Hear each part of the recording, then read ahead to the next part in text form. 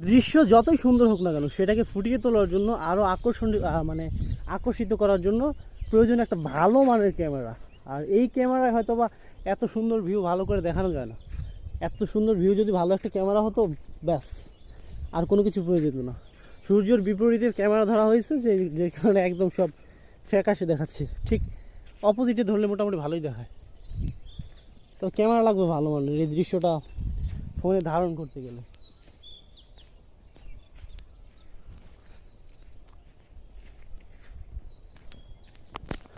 মানুষের হাতের তৈরি সৌন্দর্য কোনো সৌন্দর্য হতে পারে না। প্রকৃতি থেকে সৃষ্টির, আল্লাহ তাআলার যেটা সৃষ্টি, যেটা তৈরি, সেটা যদি কেউ দেখে অনেক সুন্দর।